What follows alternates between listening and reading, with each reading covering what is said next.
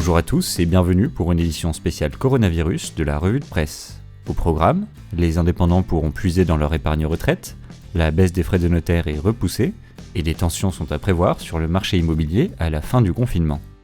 Avec le confinement lié au Covid-19, les indépendants sont particulièrement touchés. Les Échos relaient l'annonce de Bruno Le Maire devant la Commission des affaires économiques de l'Assemblée nationale mercredi 29 avril dernier, ouvrant la possibilité aux travailleurs non salariés de puiser exceptionnellement dans leur épargne retraite afin de passer cette période financière difficile.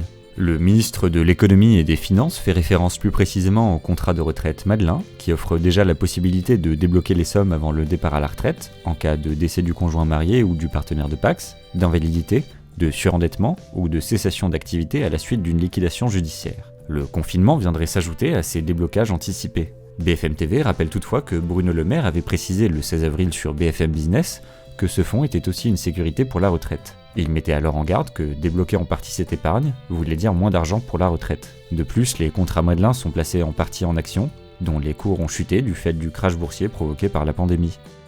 Mauvaise nouvelle pour les personnes devant effectuer un acte chez le notaire dans les prochains mois.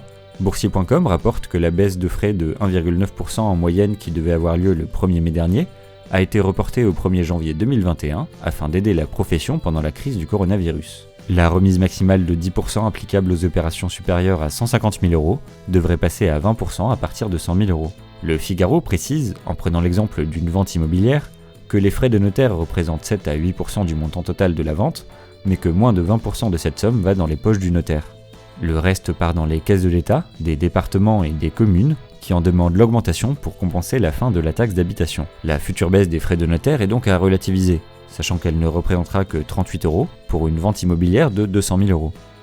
Depuis le début du confinement, le nombre de promesses de vente signées a diminué de 75%, celui des petites annonces a baissé des 2/3, et la moitié des agences immobilières auraient arrêté leur activité selon une étude publiée par Meilleurs Agents et reprise par Capital.fr. Le marché de l'immobilier risque donc d'être très impacté par la crise, et l'étude constate que si les vendeurs prévoient un marché stable à la sortie du confinement, les acheteurs, eux, s'attendent à une baisse des prix. CNews précise que si cette situation n'engendrera pas automatiquement une diminution des prix de vente, elle préfigure des négociations plus fortes amenant des délais de transaction plus longs. Il faut également relativiser ces prévisions, car le marché de l'immobilier dépend beaucoup de la localisation du bien. Les grandes villes devraient s'en sortir mieux que les petites, mais la situation économique locale sera certainement le premier facteur. Par exemple, le marché pourrait baisser à Toulouse, une métropole fortement liée à l'activité aéronautique, pour l'instant à l'arrêt.